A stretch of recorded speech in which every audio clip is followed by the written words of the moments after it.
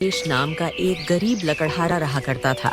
एक दिन महेश जंगल में लकड़ियां काट रहा था कि तभी उसके कानों में किसी व्यक्ति की आवाज टकराई।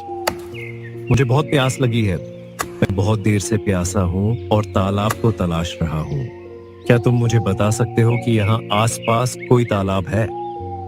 महेश ने जैसे ही पीछे पलटकर देखा तो उसके सामने एक सज्जन व्यक्ति खड़ा हुआ था, जो दूर से ही देखने में धनी व्यक्ति मालूम पड़ता था।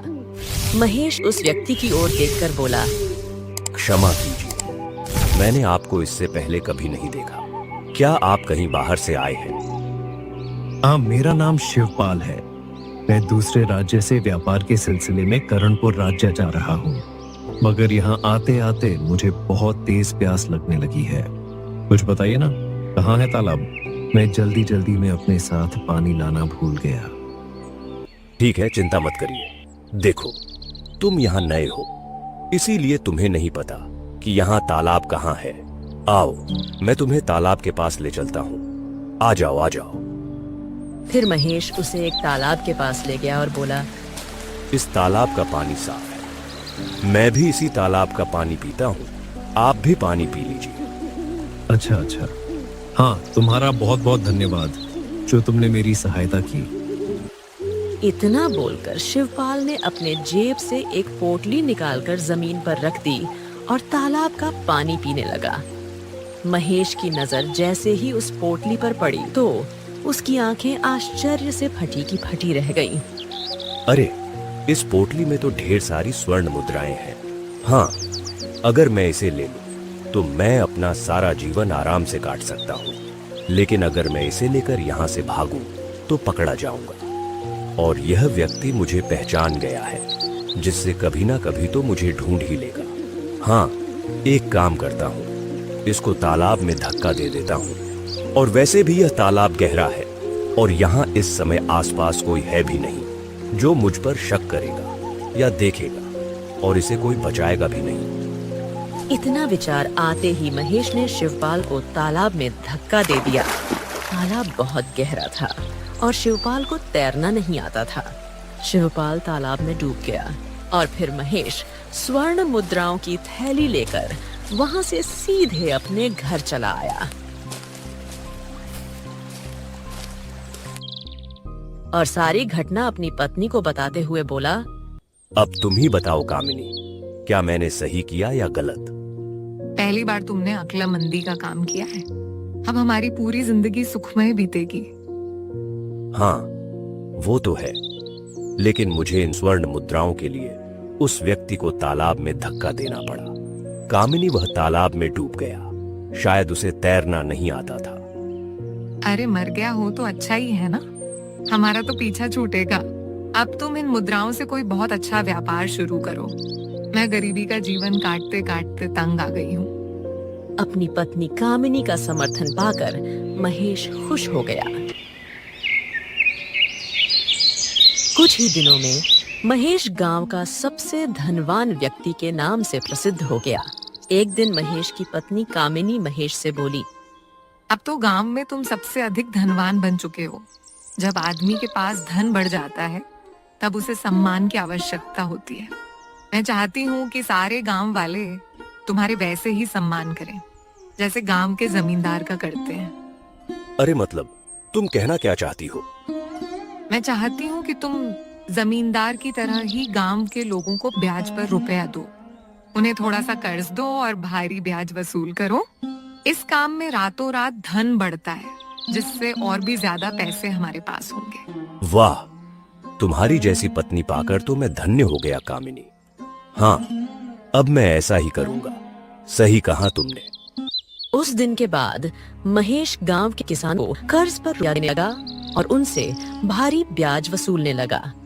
जो भी किसान महेश का समय पर कर्ज नहीं चुका पाता, महेश उस किसान के खेत पर कब्जा कर लेता और उससे उसके ही खेत में नौकरी पर लगा देता।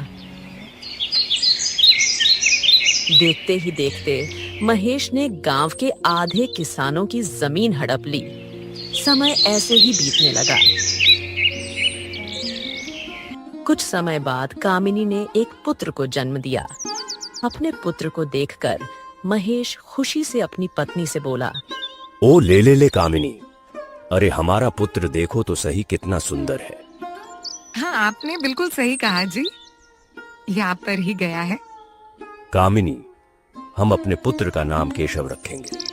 ऐसे ही समय बीतता चला गया। 2 वर्ष बाद महेश की पत्नी कामिनी ने एक पुत्री को जन्म दिया। अपनी पुत्री को देखकर कामिनी खुश होते हुए महेश से बोली, ए जी देखिए ना, हमारी पुत्री दिखने में कितनी सुंदर है।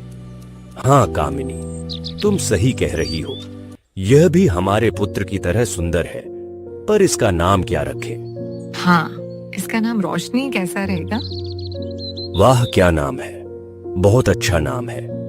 मैं भी अपनी पुत्री का नाम यही रखने की सोच रहा था। बहुत बढ़िया।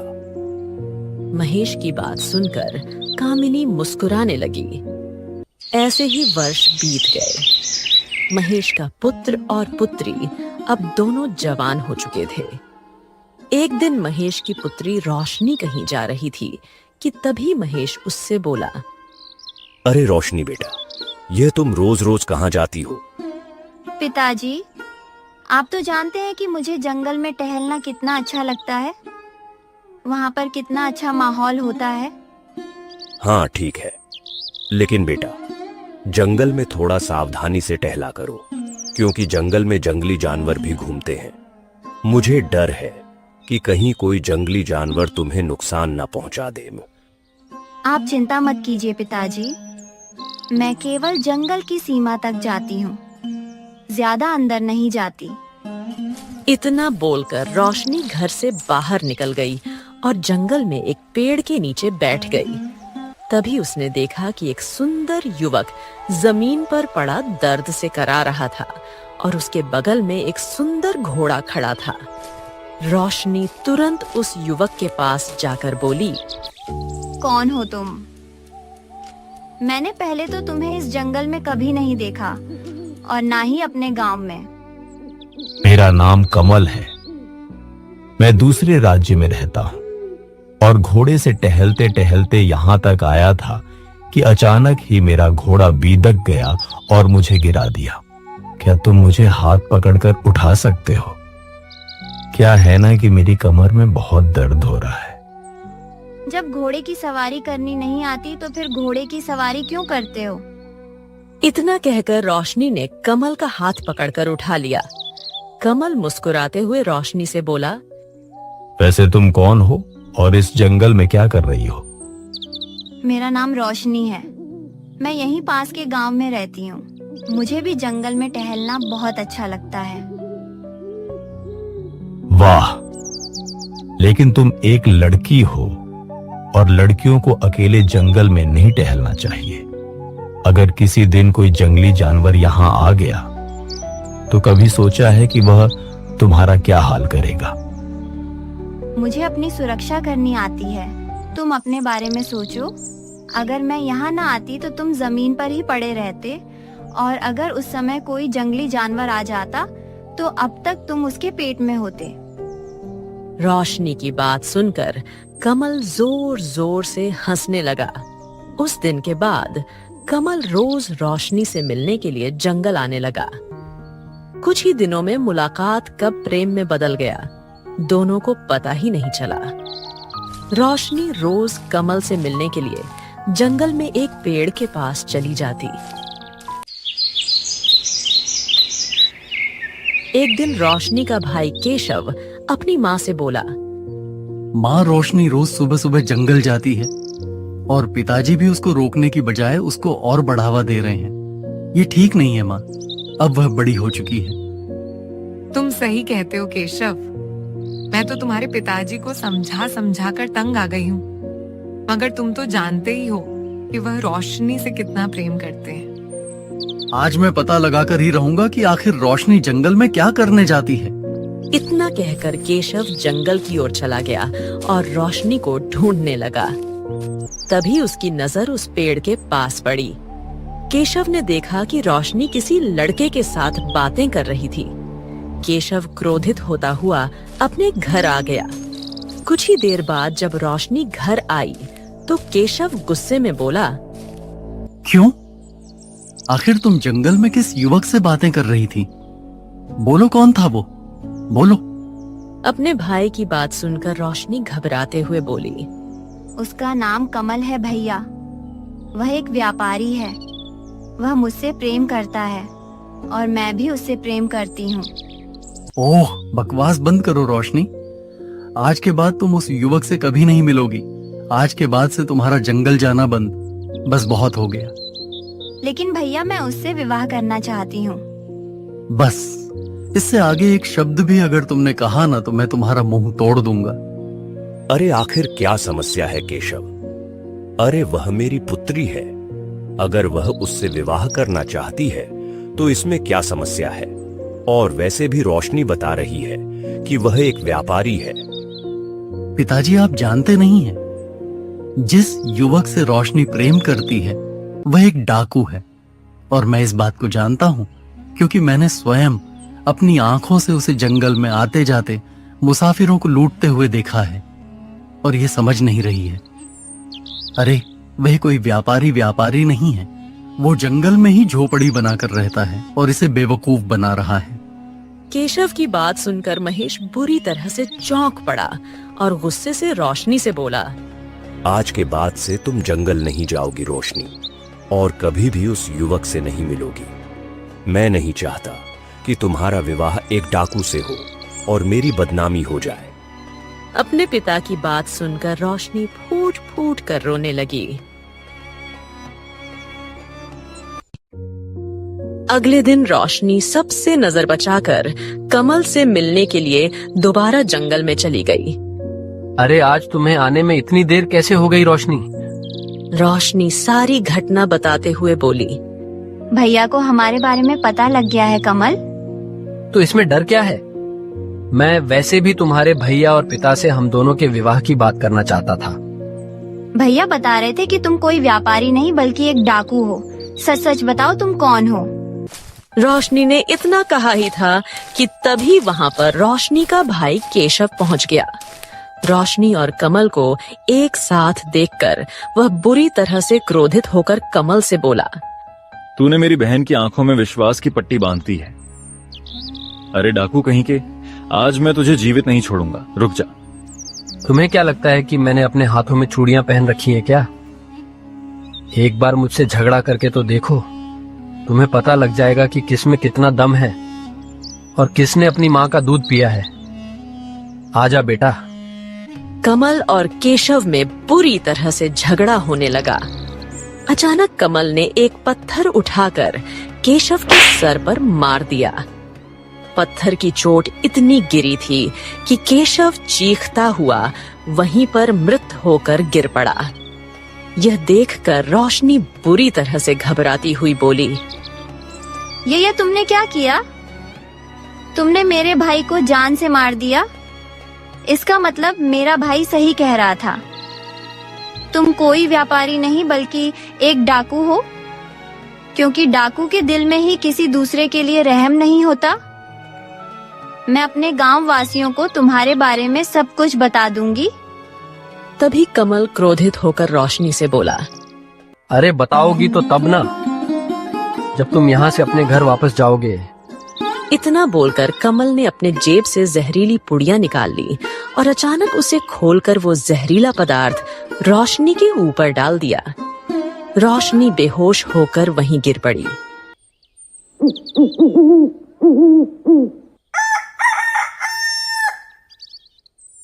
इधर सुबह तक केशव और रोशनी जब घर वापस नहीं आए तो महेश और कामिनी का दिल किसी अनहोनी आशंका से धड़कने लगा। सुबह हो गई, ना तो केशव घर पर आया और ना रोशनी। पता नहीं दोनों कहाँ होंगे। कहीं कुछ हो तो नहीं गया उन्हें जंगल में? हाँ, तुम सही कहती हो। मैं उन्हें ढूंढने के लिए जा रहा हूँ। तभी वहाँ पर कमल आ जाता है। कमल को शंकाएं नजरों से देखता हुआ महेश बोला। कौन हो तुम? पहले तुम्हें यह कभी नहीं देखा। मैं वही हूँ जिसे तुम्हारी बेटी प्रेम करती है। कमल की बात सुनकर महेश बुरी तरह से क्रोधित हो उठा। अच्छा, तो तुम हो? तो तुम यहाँ तो आ गए हो। लेकिन अब यहाँ से वापस नहीं जाओगे। मैं अभी गांव वालों को यहाँ पर बुलाता हूँ और तुम्हारी सच्चाई बताता हूँ। गांव वालों को बुलाने से पहले जरा मेरी एक बात कान खोलकर सुन लो। देखो, मैंने तुम्हारे पुत्र केशव को जान से मार दिया और तुम्हारी पुत्री रोशनी वह भी मेरे कब्जे में है। कुछ कह रहे थे गांव वालों को बुलाने की बात। सुनो, अगर तुमने यह बात गांव वालों को बताई तो तुम्हारी पुत्री रोशनी भी मारी जाएगी, क्योंकि केवल मैं जानता हूं कि वह कहां पर है। समझे? कमल की बात सुनकर महेश और कामिनी बुरी तरह से घबरा गए और अपने पुत्र की मौत के बारे में सुनकर फूट फूट कर रोने लगे। महेश रोते हुए कमल से बोला, क्या यह क्या किया तुमने? अरे आखिर तुम चाहते क्या हो? मेरे पुत्र ने क्या बिगड़ा था तुम्हारा? क्या कर दिया तुमने? यह क्या क्या चाहते हो? बोलो। अच्छा तो सुनो, मुझे 1 लाख स्वर्ण मुद्राएं चाहिए। 1 लाख स्वर्ण मुद्राएं, समझे? और ये सारी स्वर्ण मुद्राएं लेकर जंगल में तालाब के किनारे आ जाओ और वहीं से अपने पुत्री को ले जाओ। बस बात खत्म। क्या? यह तो बहुत बड़ी रकम है। इतनी बड़ी रकम को हासिल करने के लिए मुझे अपनी सारी संपत्ति बेचनी पड़ेगी। ओ ऐसा क्या? तो फिर जल्दी से अपनी सारी संपत्ति बेच दो। मैं तुम्हारा जंगल में तालाब के किनारे इंतजार करूंगा। रोशनी से प्यार हो तो आंखें ले जाना, नहीं तो मैं तो प्यार करता ही हूं उससे।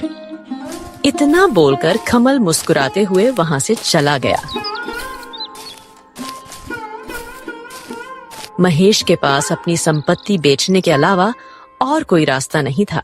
महेश ने अपनी सारी संपत्ति गांव के जमींदार और बाकी सारे लोगों को बेचकर 1 लाख स्वर्ण मुद्राएं एकत्रित कर ली। इस काम में महेश को 1 हफ्ते का समय लग गया।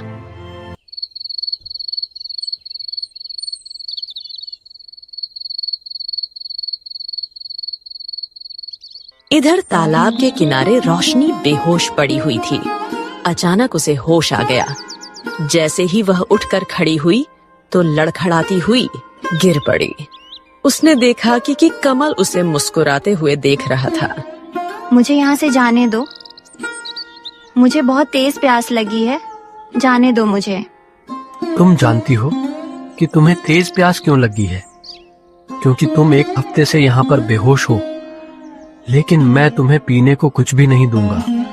मुझे थोड़ा सा पानी पिला दो, प्यास के मारे मेरा बुरा हाल हो रखा है। अगर मुझे पानी नहीं मिला तो मैं मर जाऊंगी। ओ मेरे प्यारी रोशनी, तुम मर जाओ ना, मुझे कोई फर्क नहीं पड़ता तुम्हारे मरने और जीने से।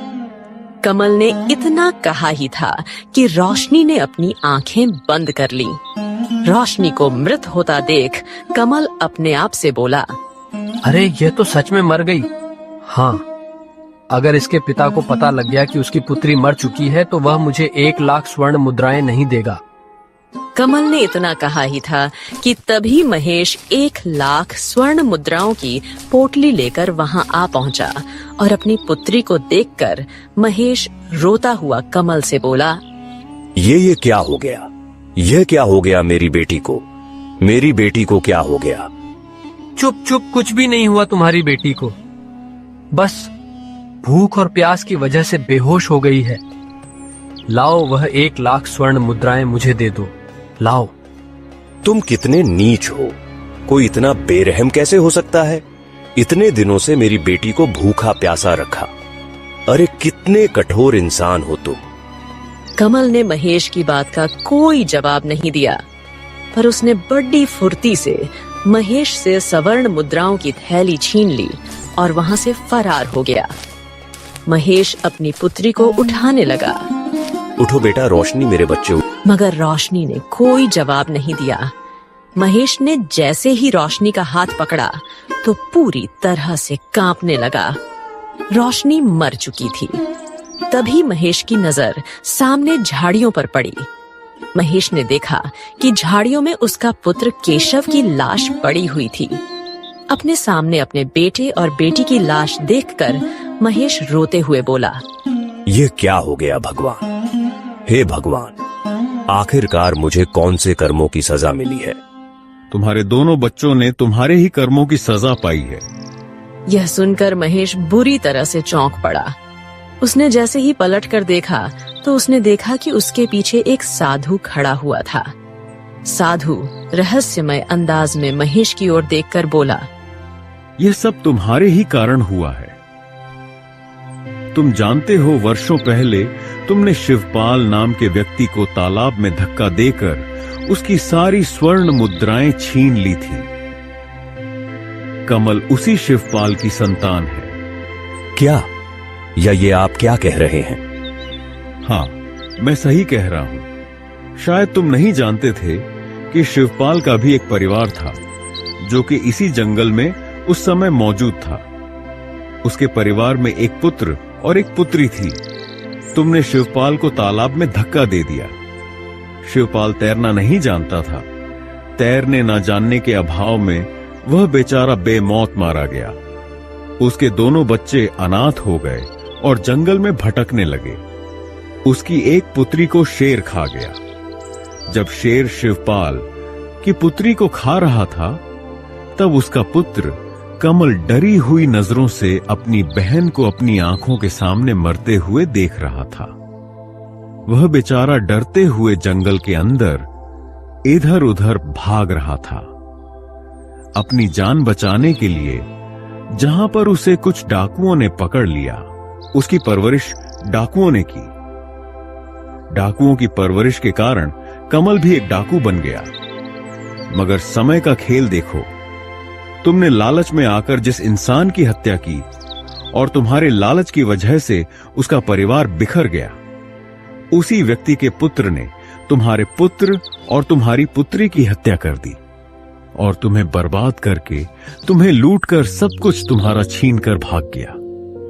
ठीक वैसे ही जैसे तुमने वर्षों पहले उसकी स्वर्ण मुद्राएं छीन कर उसे बर्बाद करके भाग गए थे। जैसी करनी वैसी भरनी। जो जैसा कर्म करता है उसके साथ वैसा ही होता है।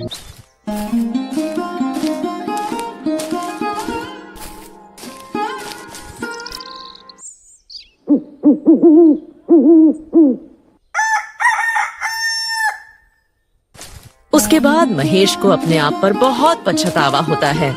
उसको समझ आ गया था कि बुरे कर्मों का फल बुरा ही होता है। तो दोस्तों, कैसी लगी आपको ये कहानी? कमेंट बॉक्स में जरूर बताना और चैनल को जरूर